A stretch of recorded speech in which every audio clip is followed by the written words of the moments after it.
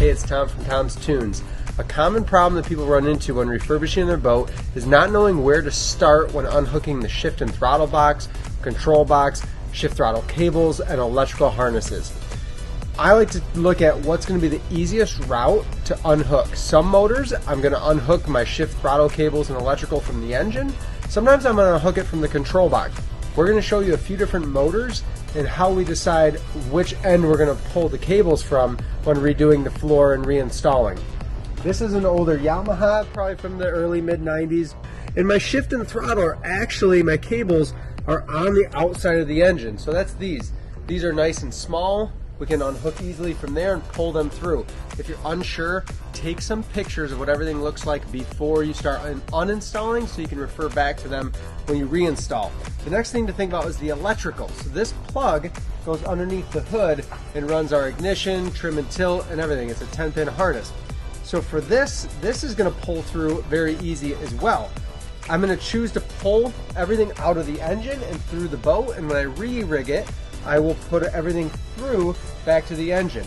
The reason being is that this control box, the shift and throttle cables, would be pretty easy to remove. However, this electrical harness is a very significant piece, so I don't want to have to try to unhook that or cut it. Definitely don't cut it.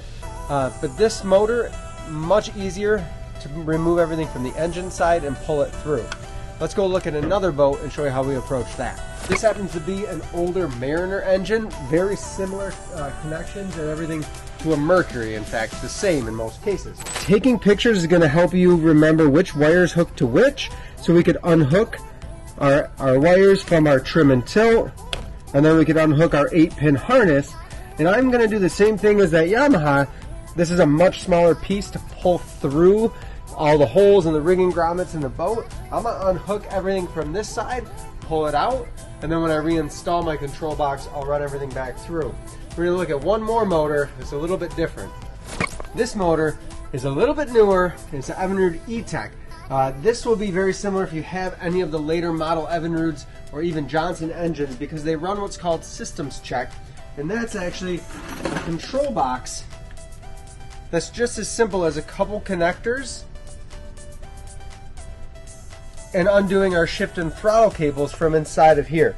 So on this engine, I actually am going to leave everything connected to the engine. So I haven't unhooked anything on the engine side. I unhooked everything from the control box, a whole bunch of connectors under the dash. Take pictures, you'll remember where to plug them back in, or look at the corresponding colors of the wires. And that is going to be the easiest way to approach this type of engine. A lot of your new engines on the market today, or newer engines, are going to have quick connect plugs just like this for your gauges, your shift and throttle box, your ignition. So those, a lot of times we're going to unhook at the dash, pull everything back through to the motor, and when we put everything back together, just run it back under the deck up to the dash.